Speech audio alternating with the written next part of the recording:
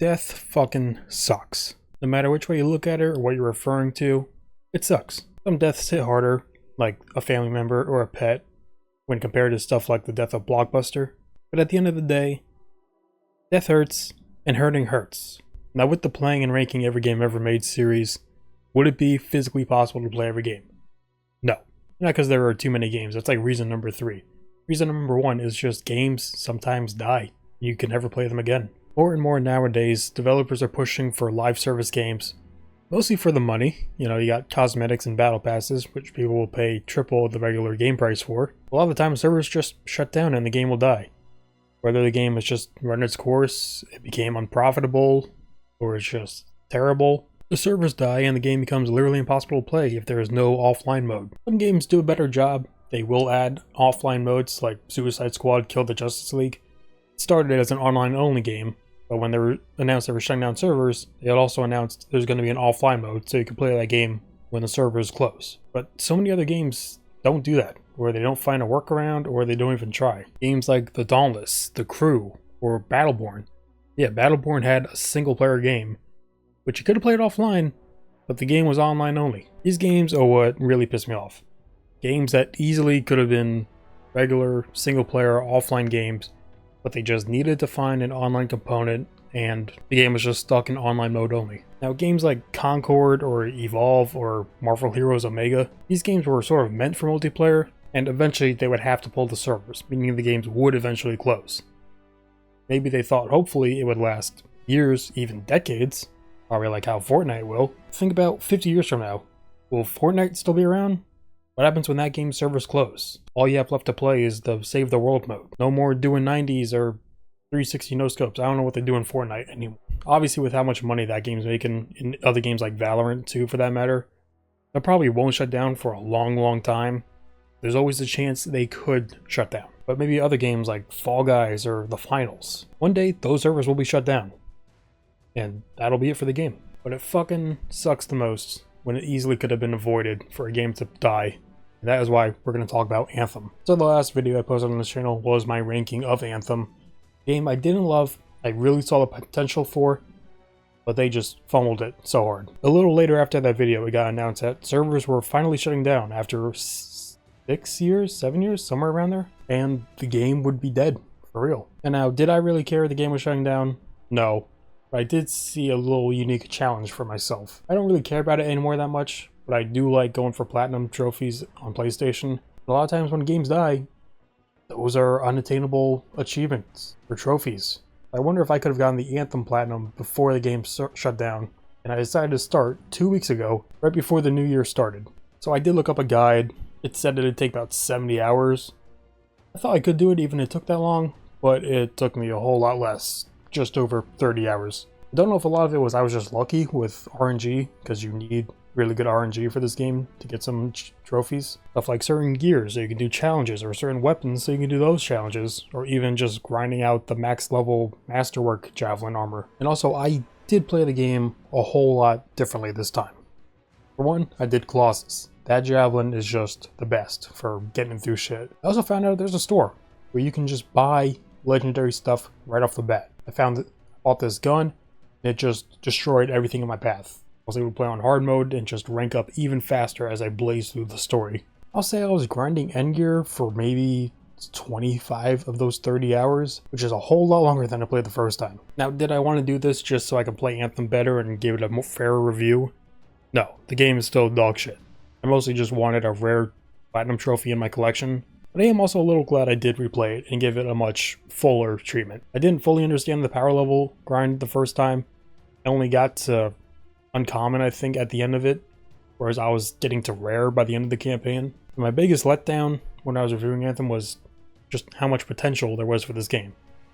And it became even more apparent when I had to grind for 20 plus hours doing the same shit over and over again. If there were so much more missions, so much more javelins, or so much more content they could have put out over these last 5 or 6 years, this game would still be talked about to this day, and it would be flourishing. It easily could have made a No Man's Sky or a Cyberpunk comeback, but they just couldn't do it. Now, do I personally care this game is shutting down? No. Do you care?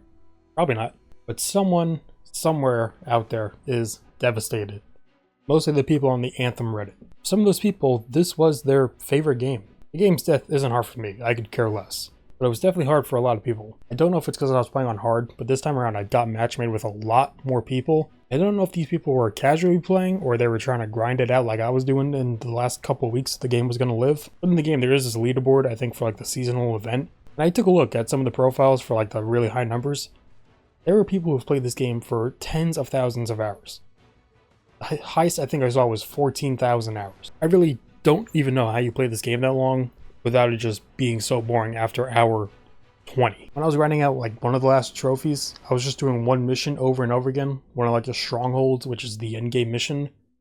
I was able to do it in like 10 minutes. If someone was to play for 14,000 hours, unless you're just flying around all the time, that means you would have done like 1,400 missions. You would have done easily over 1,000 missions, and so many of them are just the same thing. Unless you're just doing quick play and matchmaking with other people, you would have done the same mission, I'd say at least a couple hundred times. The point I want to make about all this is this game didn't have to die. The servers could have closed. Had they made this game playable offline without needing to connect to online servers, people would still be able to play this even after the servers close. You wouldn't be able to matchmake or play with friends, but you'd still be able to fly around and do missions.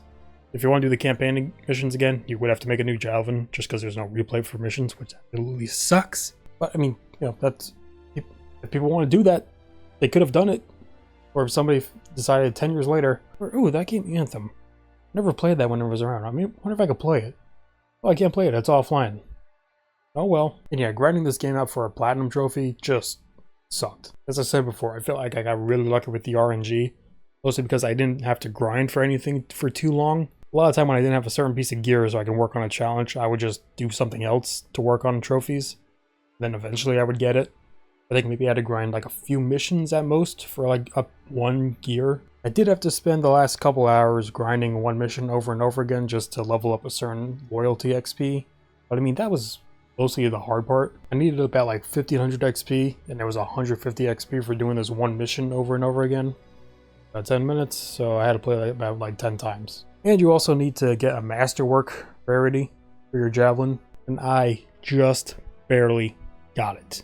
I had to play this game like a day later. I don't know if I would have gotten this at that moment. I probably would have had to grind it a bit more for the armor. But I just got so lucky on that one part too. I also tried to finish on a double whammy and do the XP grind and the Masterwork Javelin grind trophies all like together. But even though this says complete a mission, stronghold, or contract with Masterwork armor, it didn't unlock.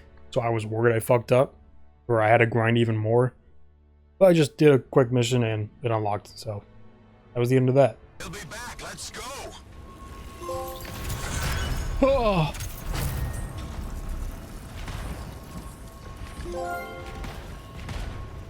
Oh. Wait. Walk. This wasn't fun. I did not have a good time. Even the only gold trophy, it doesn't fully understand or explain what it wants. It's essentially a grind collectible trophy where you just have to grind certain things like these nodes or these landmarks or pretty much everything on this list. A couple of the things were harvest minerals or harvest some plants. But I finished everything else first and it unlocked, which is weird because these two are also in the challenge, so I don't understand this.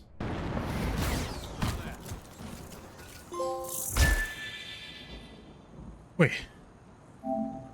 Oh my god, you don't need to do the fucking... Oh, thank god. Oh, you don't need to do these. Oh. Don't need to do these, that's awesome. You're fucked. I'm just glad I was able to finish in time because I was gonna get very close. And if you haven't played Anthem yourself, well, you can't now, but you could watch my full playthrough of me playing through it. The good and, well, the mostly bad. If you want to watch it, you can check out this new channel I made. As I start to continue to play and rank games, I plan to put the full recording of me playing through it on this channel. I'm sure there's a lot of people who don't like to watch like 50-hour videos. I'm sure there's some people that just like want to put something on the background, put this on for a few hours, not really watch it, but just like background noise for them. So there you go. It's also now a relic. A 30-hour Anthem video. All the content you need to watch, baby. And don't expect high quality commentary. I just threw on a webcam talked into the microphone barely. I was just mostly focused on silently playing and writing out trophies. And you could definitely see the parts where I just got very, very, very tired. So this series will continue, playing and ranking every game ever made. I was planning on putting it out before this video, but I just wanted to put this out on the day the game dies. So I had to push that and work on this. Anyway, I hope you all enjoyed, and I'll see you next time. You know, I don't know why I do this to myself. As you can clearly see, I'm trying to collect PS5 games. My goal is a whole collection, but that's like over 1,000 games, so we'll see. I don't know why I also just buy dead games. Anthem and Concord. I think I bought Anthem for like $2 or something years ago. Concord, I think I bought the day it died. I was clearly in the middle of doing this collection and I saw it was dying, so I was like, fuck. That game's gonna be like really hard to get. Turns out it's not really. It's actually cheaper now than when I bought it. Learn from your mistakes, kids.